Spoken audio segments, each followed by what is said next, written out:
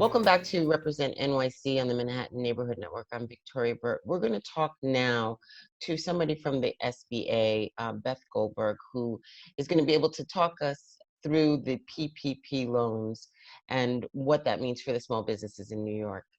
Hi, how are you, Beth? Thanks for joining us. Thanks for inviting me. It's very helpful to get the information out as accurately as possible, and I appreciate the opportunity to speak with you today.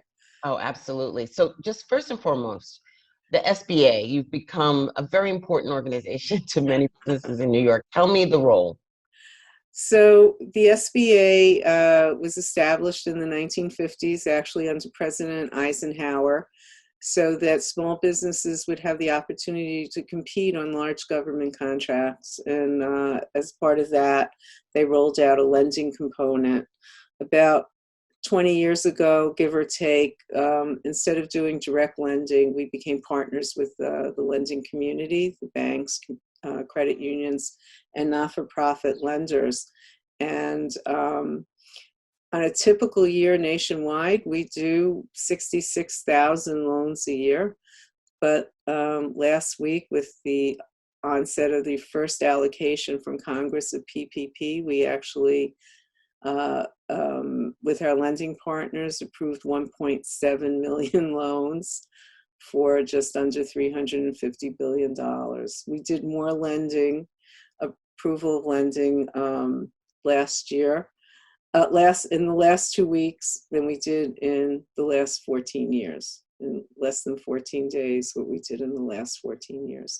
So SBA works with partner lenders, and we provide guarantees. We are not normally a direct lender, so you do not come to SBA to get money, but SBA works with its lending partners. And the reason I don't use banks is because we do work with credit unions and not-for-profit community lenders to provide a guarantee, hopefully changing a maybe into a yes for lending. So in now, traditional days, right?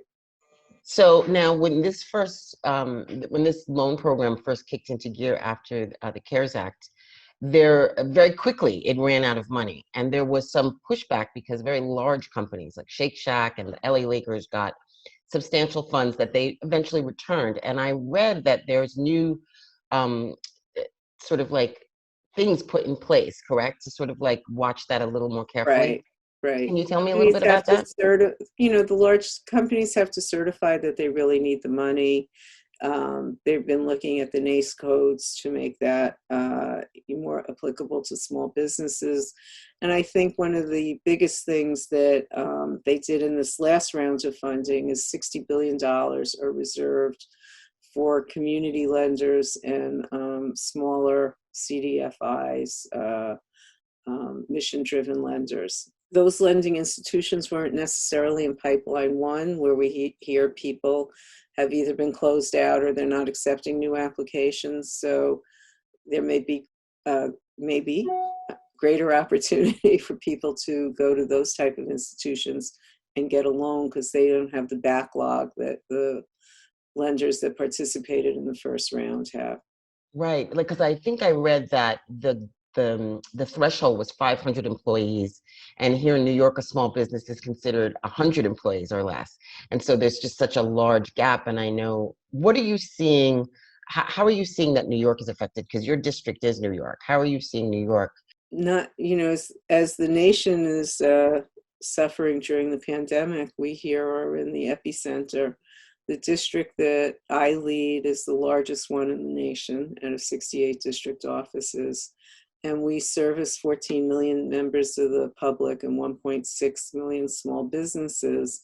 And if you think back to March, when the pandemic started, it started in Westchester and New Rochelle, and that's part of this district. So we have been affected almost since day one. We in the district, in the city, and the surrounding communities, almost since day one of this pandemic. And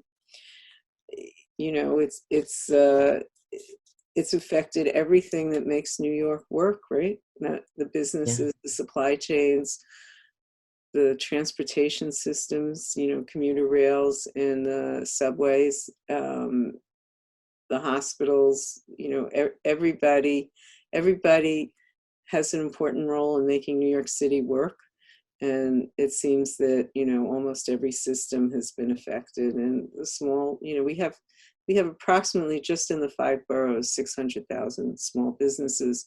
Now, SBA does define that a little differently than the city of New York. We do define typical small business as 500 employees, less than 500 employees, and less than 100 million in sales. So there are companies, if you think of manufacturing companies located here in the surrounding areas in Nassau and Suffolk, and those small manufacturers that might have 20 to 30 employees and are doing 20, 30, $40 million in sales are still small businesses and are still eligible for our help.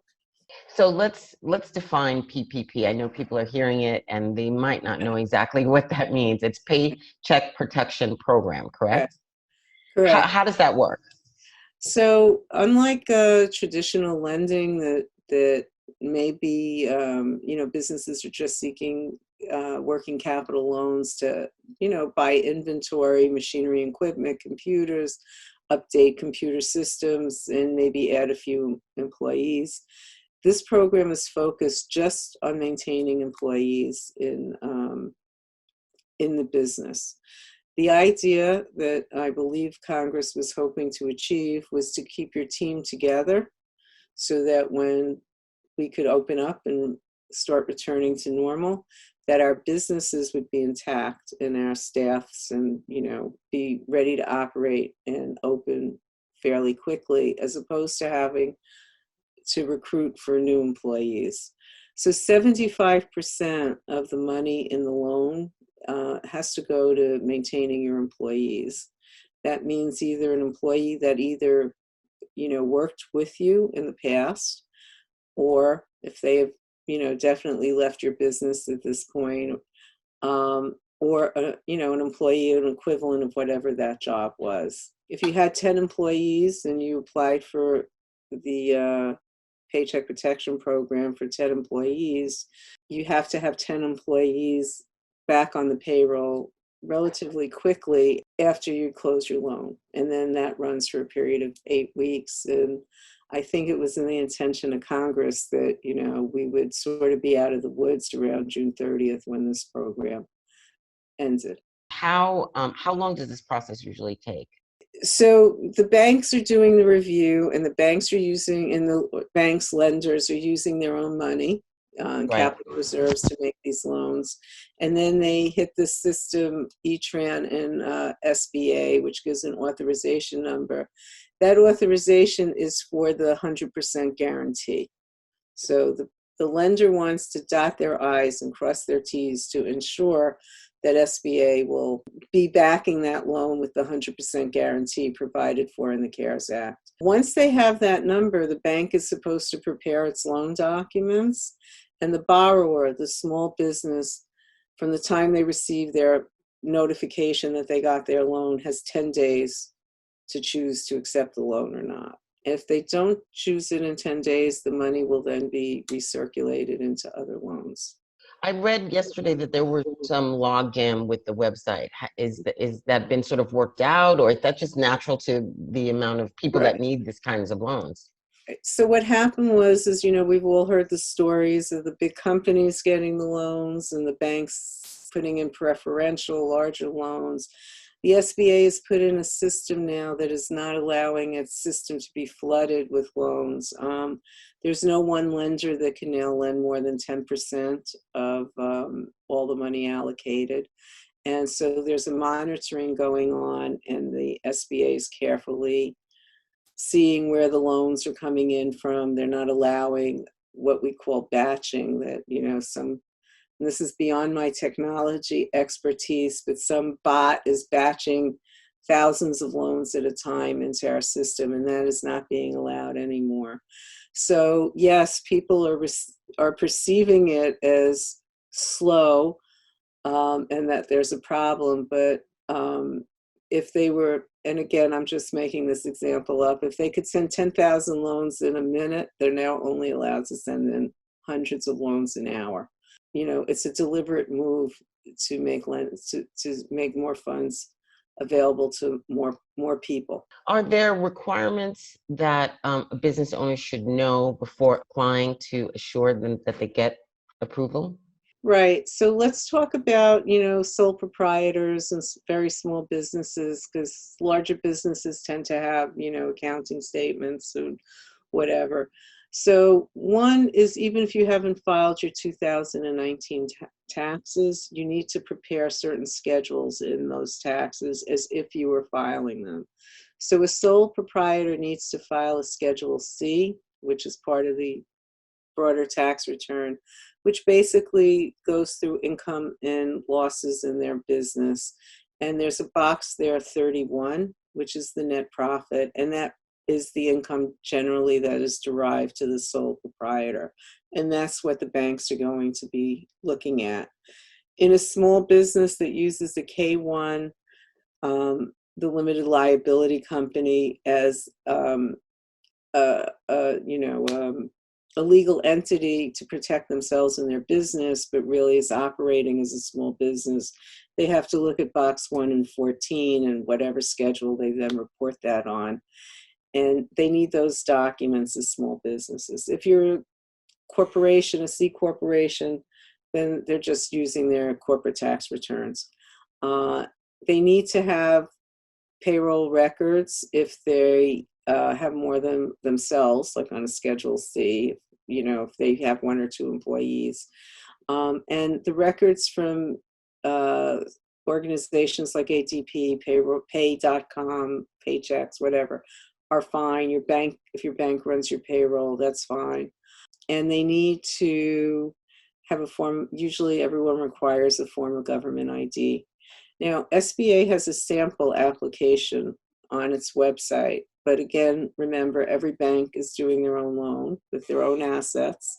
And so what's on the SBA website is just a sample.